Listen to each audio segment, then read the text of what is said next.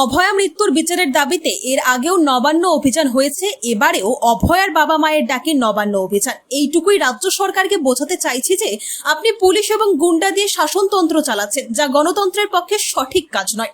এই লড়াইটা জাগিয়ে তোলার জন্য তার বাবা মাকে ধন্যবাদ জানাই। আর এই আন্দোলনকে দেখে মমতা ব্যানার্জি ভয় পেয়েছে।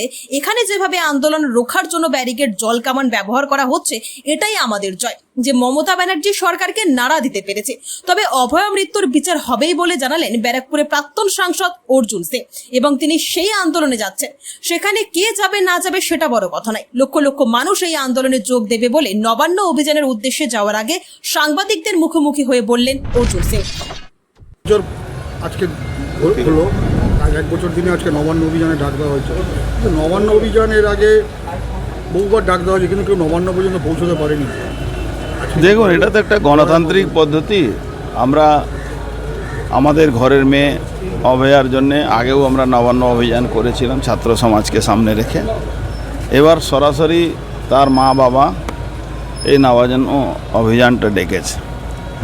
আমরা পশ্চিমবাংলা সরকারকে বোঝাতে চাইছি কি পুলিশ আর গুন্ডা, পুলিশ আর ক্রিমিনালকে দিয়ে আপনি পশ্চিমবাংলা শাসনতন্ত্র চালাচ্ছেন, এটা খুবই অন্যায়। গণতন্ত্রের পক্ষে এটা সঠিক কাজ নয়। এই লড়াইটাকে জাগিয়ে দেওয়ার জন্যে তার মা বাবাকে আমি ধন্যবাদ জানাবো। এক বছর আগে আজকে দিনই তার খুন হয়েছিল, রাখি পূর্ণিমা দিন।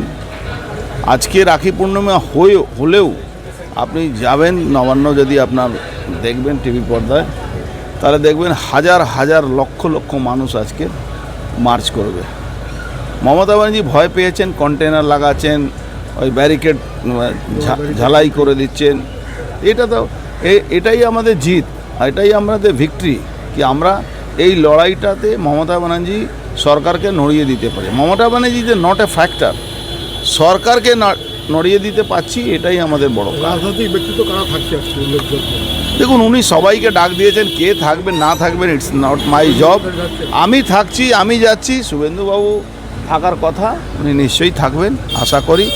আমি আগেবারও গিয়েছিলাম, এবারও যাচ্ছি। অভয়া কি আদৌ বিচার পাবে, কি মনে হচ্ছে?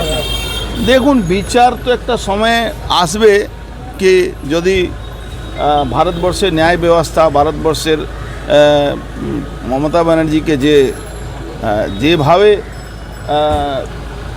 দরকার ছিল প্রেসার দেওয়া, সেভাবে আমরা দেখিনি। হাইকোর্টের মামলাটা সুমোটো একজন চিফ জাস্টিস ছিলেন, নিয়ে চলে গেছিলেন। সেখান থেকে এই মামলাটা অনেকটা হয়েছে।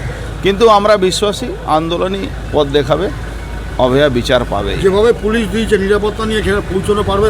আর মানেটা হলো কি মমতা ব্যানার্জি ক্ষমতা থেকে যাচ্ছেন, তার প্রমাণ উনি এই কাজটা করছেন।